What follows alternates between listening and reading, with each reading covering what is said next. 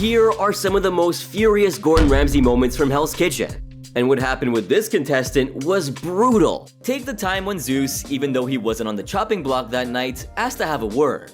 He recognized his subpar performance during the service and believed that he didn't share the same hunger for victory as Billy and Charlene did. I feel Charlene and Billy want this more than I do. Chef Ramsay sent him back to the lineup, clearly not pleased with his self-doubt. However, after Charlene's elimination, Chef Ramsay didn't hold back. He called Zeus out for almost giving up too easily and promptly gave him the boot. You do not deserve to be here. Give me your jacket. Yeah, you can only disappoint Chef Ramsay so much before he sends you home. But guess who comes up first when you Google creepy guy from Hell's Kitchen? No, seriously, try it out for yourself and tell me I'm wrong. Yeah, that's Andrew for you. Sous Chef Scott reminded Andrew that the garnishes had to be ready before the proteins, so he went turbo mode and asked Jay to send the mashed potatoes to the pass. He then started rushing through the rest of his garnishes. Stay cold. Stay there. What the fuck are you doing? Go away. Go away. Go away. Go away. Go away. But when the mashed potatoes got sent back for being way too runny, he took matters into his own hands and started mixing them with a fresh batch he was making. Now, this move obviously didn't sit well with Chef Ramsay, who wasn't thrilled at all. You put the thick stuff in, you add the runny to it. That was a brilliant idea, Chef. But to make things worse, Andrew decided to ask Chef Ramsay why it was such a big deal. Now, you see, there are some unwritten rules in HK that contestants should be aware of. Rule number 1, do not question Chef Ramsay. Rule number 2, don't talk back to him. And rule number 3, do not question Chef Ramsay. Andrew just broke all those rules and decided to challenge Chef Ramsay's wisdom, saying that it was a brilliant idea. The famous chef tried to explain why it was a no-go, but Andrew wasn't having any of it. It's gone. That's not true. Here's a guy who didn't get a single thing right, lacked care, showed no respect, and on top of everything, he kept arguing with, to quote Jason, the Jay-Z of fucking restaurants. He's like the Jay-Z of fucking restaurants. You don't talk back to a man like that. Chef Ramsay had had enough, and he made it crystal clear that he was on the verge of losing his temper. But despite the warning signs flashing neon, Andrew just wouldn't let up. And so, Chef Ramsay just showed him the door right into the dining room. And you know what? You're a fucking joke to the industry. Yeah. Shaken by that comment, he was ready to hit the road. Yeah, he was about to leave the competition. I'm walking out the damn door. What does it look like I'm doing? That man asked me to leave, and you expect me to stay here. Guess who didn't do his homework and watch previous seasons before coming to the show? Jean-Philippe, though, attempted to talk some sense into him, suggesting that Chef Ramsay was just giving him a test and there were folks out there who'd kill to be in his shoes. And you won't believe what he did next. This arguably was the most bizarre moment in the history of the show. You know what? I mean, take my shoes, Jake. Look. Poor JP, he looks so damn uncomfortable. And what the heck was that? Season 7 was messed up right from the start. It had so many mid-service ejections, like the one in the very first episode. Meanwhile, Fran was holding down the fort at the appetizer station with Holly by her side. Now, the drama began when Fran served up her potatoes. Beautiful potatoes, I think. Let's go, madam. I think he'll like them. Oh, the misplaced confidence. They were criticized for being overcooked, pint-sized, and this. And that one there, well, I can't even describe that one there. Come on, ladies. He then asked Fran for the time on some new potatoes.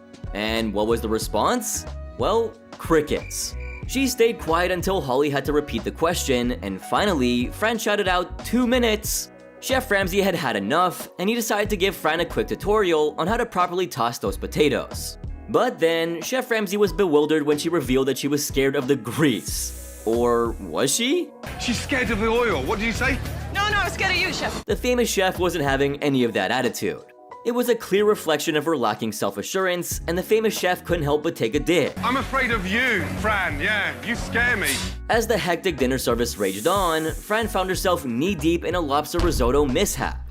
She diligently worked on her dish, pouring her heart and soul into every stir of that pot. But here's the twist. She unknowingly tossed a crab into the mix instead of the cherished lobster.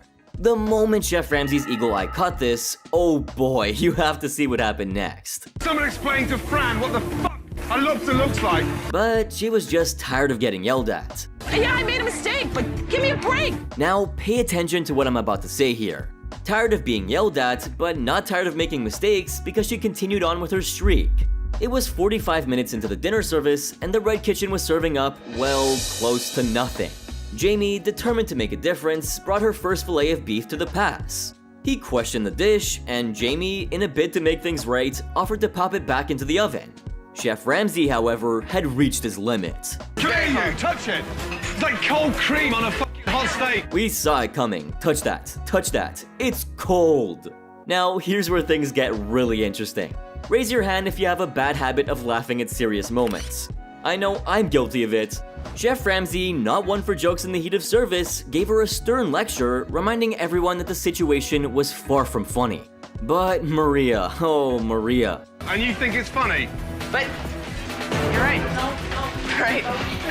If that wasn't bad enough, her smug attitude made it even worse. Maria, Chef, nothing's funny. you're not laughing, no? I'm seeing things. In one decisive blow, he booted Maria, Jamie, and Fran out of the kitchen. But somebody decided to throw a tantrum and received a strict ultimatum. If you don't get out, I'll drag you out. Jeez, that was scary. For the second time since season 6, Chef Ramsay was so done that he was forced to do this. Useless. Ay, ay, ay. Yeah, he simply walked out of his own kitchen. What's worse is that this was a black jacket service. It was a star-studded dinner gathering with people like Steve Kojo Kojokaru and Paris Hilton. Russell was on the appetizers and had a chat with Jillian about them, but things went south when her scallops turned into rubber. She had to start from scratch. Yeah, they're overcooked. Jillian, they're overcooked. Okay, spoiler alert, things are about to go from bad to worse. Now, in the dining area, a squad of 12 Marines had rolled in and taken their seats. Russell decided to jump in and give Jillian a hand, but the scallop situation was still a struggle. To make matters worse, Nonna had to do a do-over on her lobster spaghetti. When they finally sent their appetizers to the pass, Jillian's scallops passed the test, but Nonna's pasta was apparently as raw as it could have possibly been. Crunchy spaghetti. What are we doing here? That quote-unquote pep talk seemed to work, and Nonna and Jillian managed to bounce back and finally got the first table out. After 45 minutes, the appetizers were flowing smoothly. It was time to tackle the entrees, and Ramsay gave Trev a reminder to keep things moving. However, Jillian had a bit of a halibut mishap that required Russell to reluctantly step in and help. If you don't do it right, then get the fuck out of the way and let me do it. I'm not gonna let us go down that easy and that quick. Thanks to Russell's assist though, the first batch of entrees started leaving the kitchen. Trev and Jillian tried to get the garnish times from Gail, but she seemed to be in the silent treatment mode, leaving everyone exasperated. There was a complete communication breakdown, and Chef Ramsay had to dish out his first warning. He was at his wit's end, threatened to walk out, and the frustration with Gail's lack of communication reached a boiling point. Then came the final straw when Trev sent out a raw ribeye, and Gail brought out some cold fries. Just all of you, look at me now. God, the pain and disappointment was palpable. That's when he and sous chef Scott decided that they'd had enough. Where's your passion? And out. We are fucked. Come on! Yeah, that's an understatement. Up next, Zach and Nedra's beef was legendary, right? Bye, Chewy. What the fuck is Bachui? You mean Bachoy, fool? The blue team in season 11 seriously lacked some camaraderie. Nobody trusted anybody. Nedra is like Charlie Brown's teacher. Wah, wah, wah. And don't forget this gem. I'm a little nervous because I got Twiddledee and Tweedledum prepping my station. The team was a mess, and it showed during the service. Nedra was on the hunt for ingredients, and Zach, trying to be helpful, pointed her in the right direction. However, Nedra seemed to be taking her time, moving at a pace that Zach compared to, well... like a fucking Picasso or something. Move your ass. How very wacky of you, Zachy. But things took a nosedive when Nedra sent out a risotto that didn't hit the mark. Too salty. Gosh, the salt! It was practically a salt lick. John, understandably, was frustrated because he knew this mistake would slow down the entrees. Nedra, come on, man. Pull your shit together. Anthony, feeling the pressure, believed that Nedra wasn't exactly contributing to the blue team's success. Recognizing the need for a leader, Anthony asked Zach to step in and assist Nedra with the cold appetizers. After a refire attempt that finally made the cut, Nedra brushed Zach aside when he tried to help with the appetizers. That's when Chef Ramsay curiously asked this. Why she kicked you off there? She said she don't need any help. My worry is the slowness. She explained that she didn't require any assistance, but the famous chef remained puzzled. While Nedra was determined to prove herself, Chef Ramsay saw things differently. He explained that if he were on the blue team, she'd be relieved of the appetizer duties and moved to the garnish station. Well, everything was spiraling out of control. The shit the disarray, the disorganization, and look. Chef Ramsay insisted that someone with more control would need to step in and clean up her disorganized and chaotic station. And well, that was gonna happen if things didn't improve soon. And someone with a pair of balls would step up and take over that fucking mess. Zach thought that he had the biggest pair, and so he attempted to lend a hand and bring some order to her station. However, he was met with resistance from Nedra, who insisted that she didn't need help because, well, check this out. He is a stupid mother, okay? You see, John even warned her that he'd take over the appetizers if she couldn't regain control, but all in vain. An hour into the service, the blue team was still stuck on the appetizers. Chef Ramsay ordered John to redo the scallops because his initial attempt looked like they had been boiled. When Zach tried to offer input, John just brushed it off, only to send scallops that were improperly seared, and well, you have to see what happened next. Mush.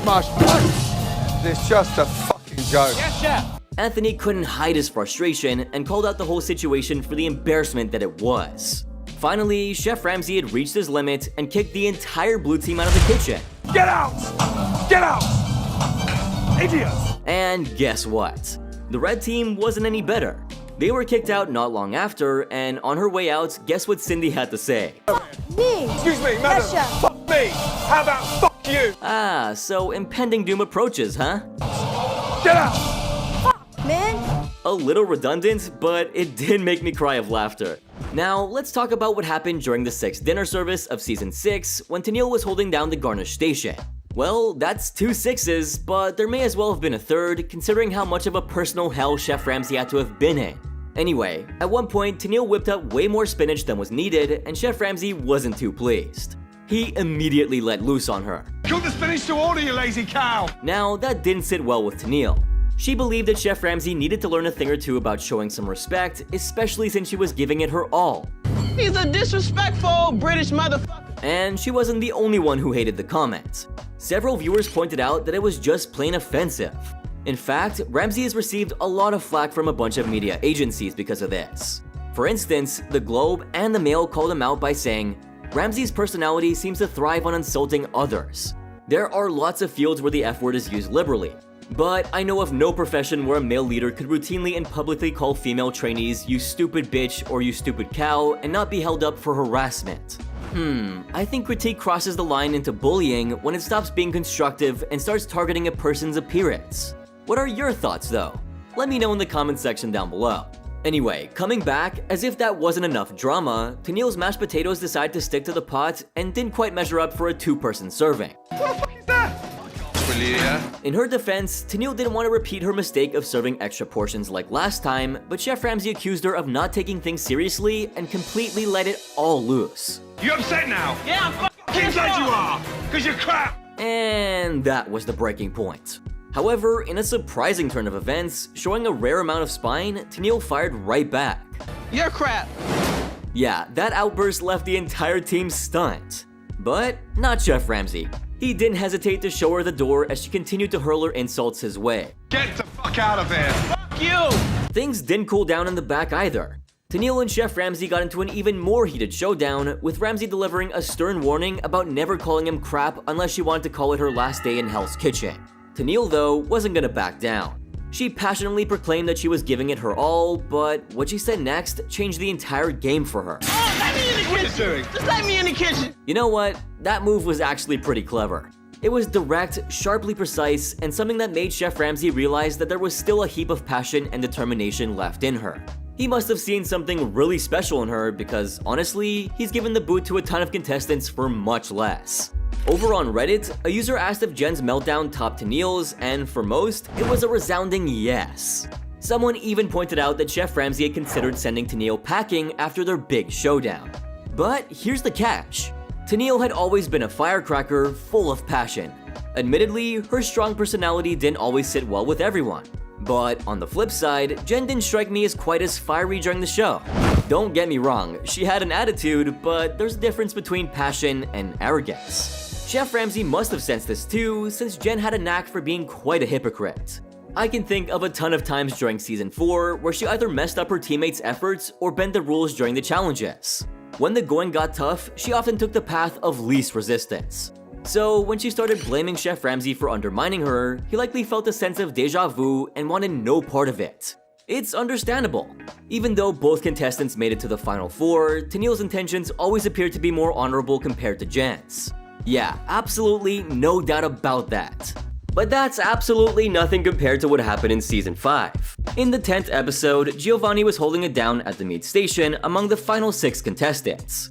But it looks like things weren't going according to plan. It was a make-or-break moment where they had to survive the entire service from one kitchen and only the creme de la creme would stay in the game. But here's the kicker. Giovanni couldn't resist the temptation of playing peekaboo with the convection oven, opening and closing it like a kid with a toy. Chef Ramsay, always on the prowl, warned him that his oven shenanigans might come back to haunt him sometime later that night.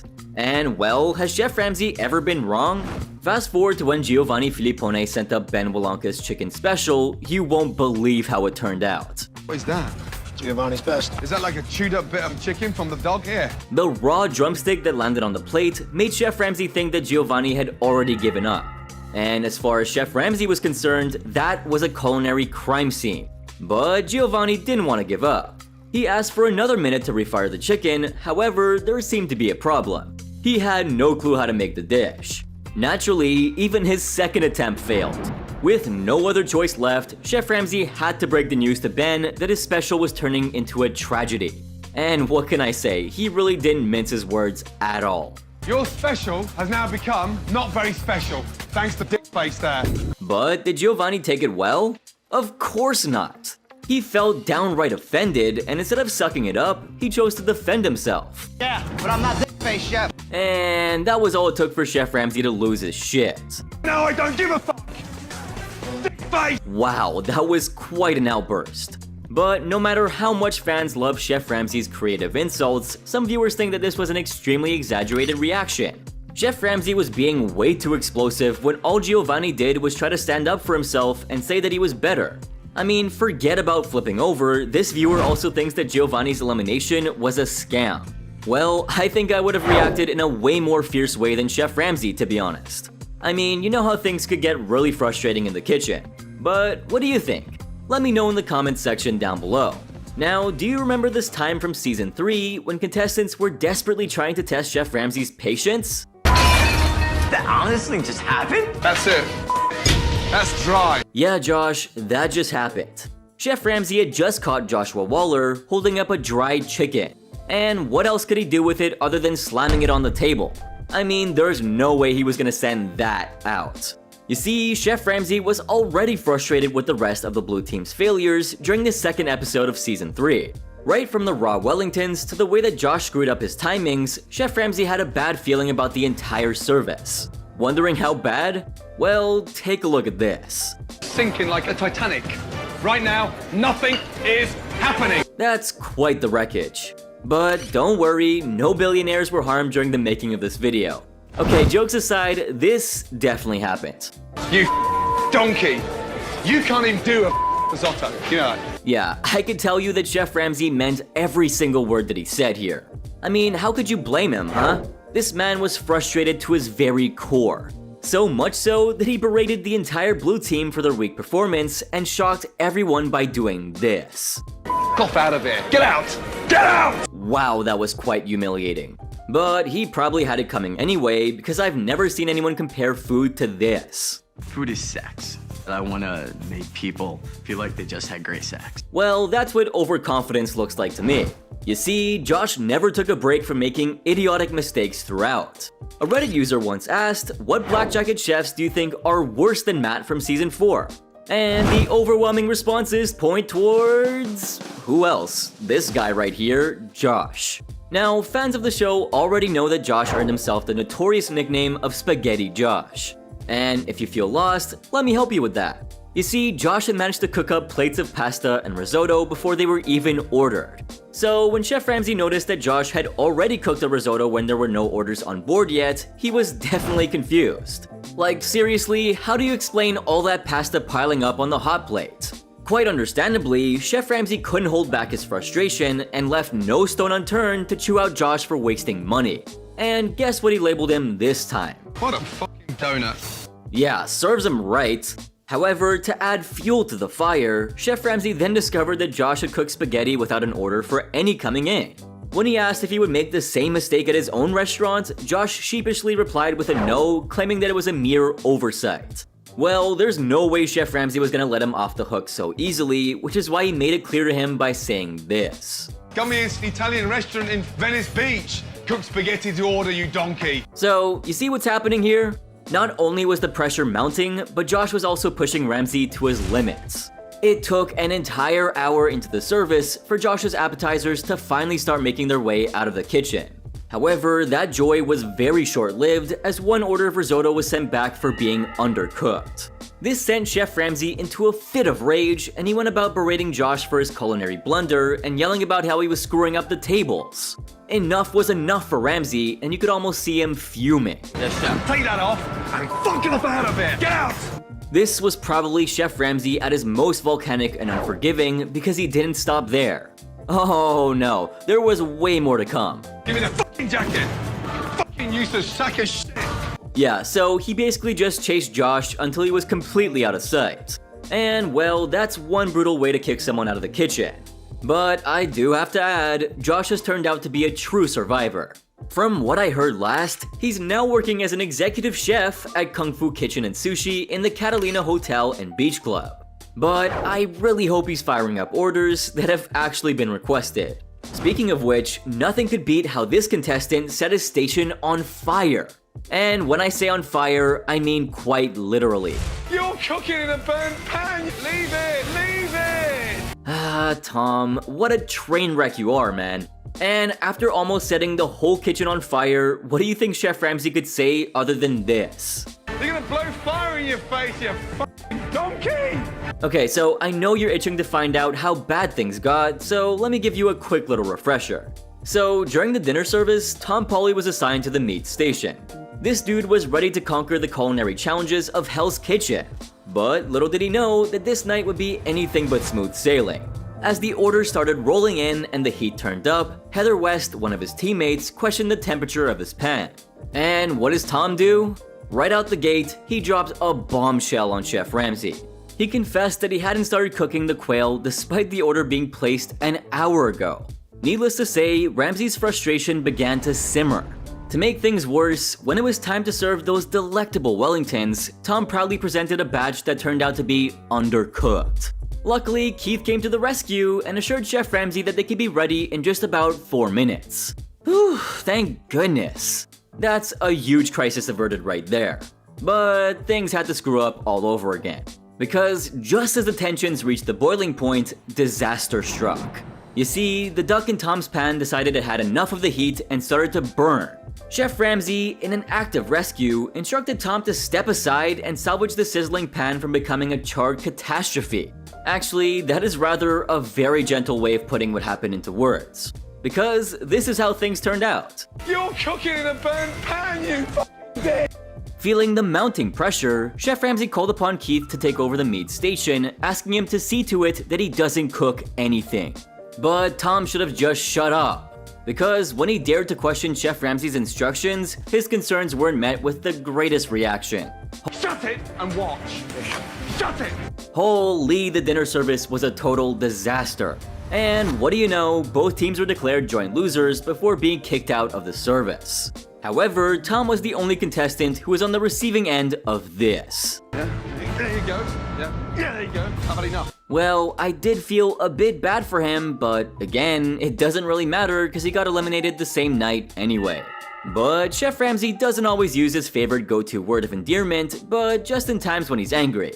Because turns out, he would also do this. That's a monkfish head, you fucking donkey! Well, that was more a playful jab than an angry meltdown at Michael Dussault's inability to identify salmon. Yeah, so basically, in season 14, Michael was more clueless than a fish out of water. I mean, it's a salmon you were supposed to look for, so how hard could it be? As you may remember, in episode 3, with 16 chefs remaining, 8 on each team, the stage was set for the epic Alaskan Fish Challenge. The culinary battleground featured 4 Alaskan-based fishes, being trout, cod, salmon, and halibut. For the first part of the challenge, the teams had to play matchmaker with the fish, grabbing their heads and tails to create the perfect pairs. The blue team swiftly reeled in victory, earning themselves a precious 5-minute head start. It's safe to say that they were off to a fantastic beginning. Adding to the excitement, esteemed guest judge Michael Simarusti stepped into the mix, ready to cast his discerning palate upon the dishes. Chef Ramsay and sous chef James couldn't help but notice his lack of focus and his peculiar aversion to making flatbreads, a task that fell under his responsibility. However, Millie Medley swooped in to save the day, leaving Michael in the dust. You're so keen about getting your stuff ready. How about looking overall? But that's not the end of it.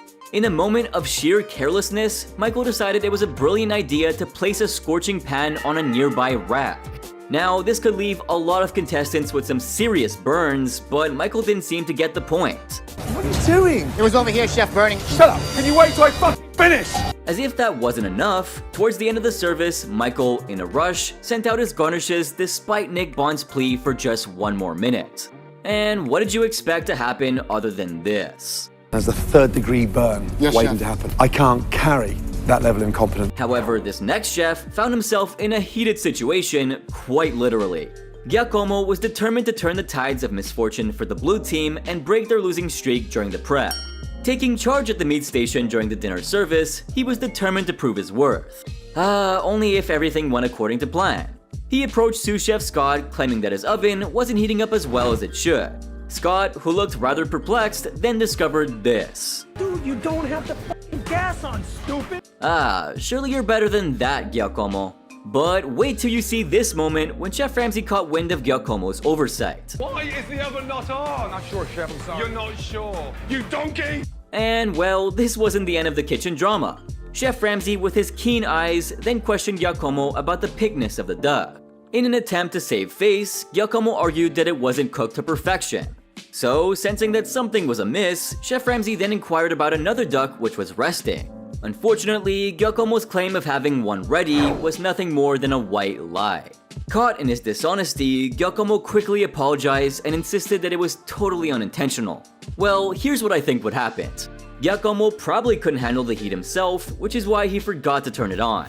And speaking of times Chef Ramsay lost it, there's no way you could forget about the opening service of season 10. And as it turns out, this one chef managed to steal the spotlight. I mean, it's hideous. I mean, really bad. Yep, Tavon, or should I say celebrity chef Tav?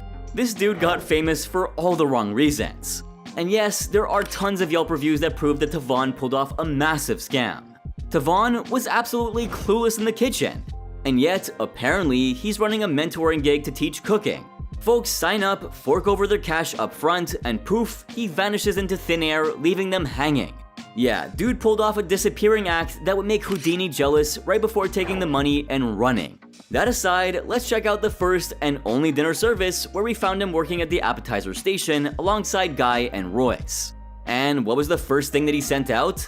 Raw pigeon. This f***ing pigeon's that raw it can still fly! Yeah, 10 seconds into the show and he was already crashing and burning. The famous chef fired back by questioning if his credentials were even real.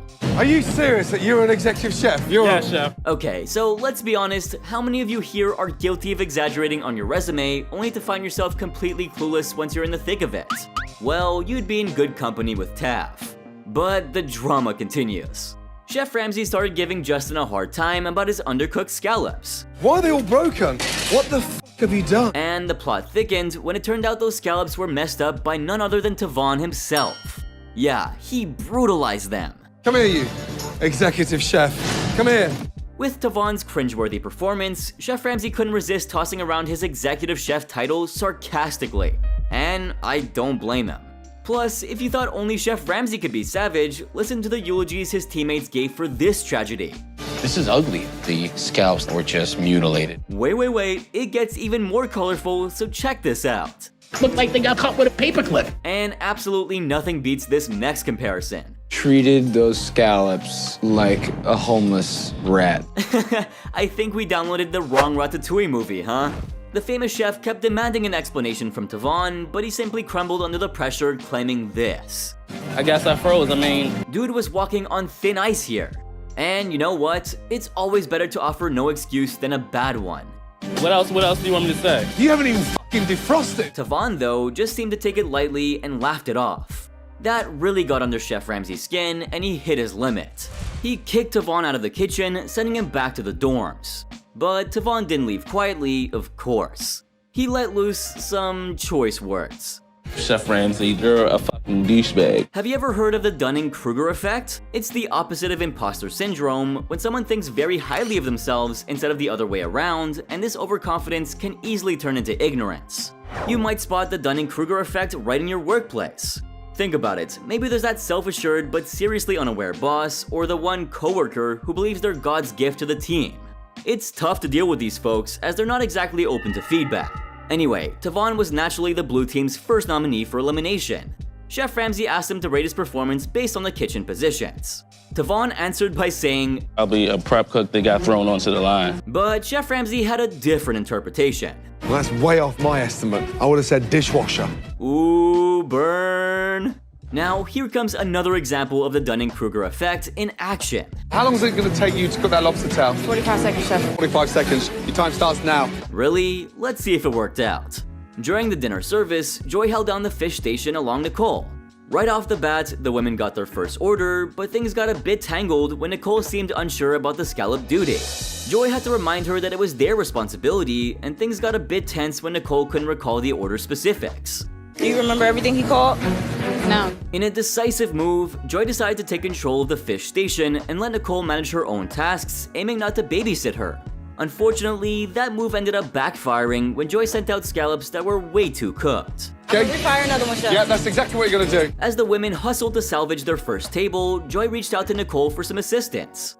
A little later, Joy spotted an issue. Nicole's scallops were overdone on one side. Despite this, Joy managed to get her own portion sent to the pass. However, Nicole was dragging her feet on the refire, which clearly didn't sit well with Chef Ramsay. Tensions mounted, and Nicole threw in the towel, declaring that she was officially done dealing with those tricky scallops. I'm done with the scallops. Chef Ramsay, however, wasn't gonna let her off the hook so easily. If you don't put any effort into it, do me a favor. Take that apron off and off home. But hey, wait for it, because Nicole couldn't resist sniping back. What a damn baby! And then Sandra and Joy's communication fell apart since Sandra assured Joy that she'd communicate the timing for searing scallops when she was ready. The arrangement didn't pan out, leading to Joy to take matters into her own hands and start searing the scallops without Sandra's go-ahead. With only 2 minutes of cooking time compared to Sandra's 5, Chef Ramsay accused Joy of throwing in the towel. Although Joy disagreed, she faltered when Chef Ramsay asked her to repeat his order, and this triggered an emotional breakdown. Oh my gosh! Sandra didn't show much sympathy, while Rochelle tried to offer some comfort. But even then, Sandra refused to communicate with Joy. Ready to go with these scallops? He wasn't talking to me at all. Upon witnessing the ongoing clash, Ramsay intervened, urging that Joy and Sandra put aside their differences and start communicating effectively. Despite Ramsay's call for unity, Sandra went ahead and walked the risotto without involving Joy or Nicole. This caused a bit of chaos, leading Nicole to advise dropping the lobster tail. In response, an annoyed Chef Ramsay halted everything and summoned the trio to the front. He demanded to know how long it took to cook the lobster tail. Joy boldly claimed that she could have been ready in just 45 seconds. That's when Chef Ramsay decided to put her to the test, much to Sandra's smug satisfaction. With the ticking clock and pressure mounting, Jessica felt the heat and Rochelle wished for the lobster tail to magically cook faster. But when the countdown ended, Joy emerged with a cold lobster tail.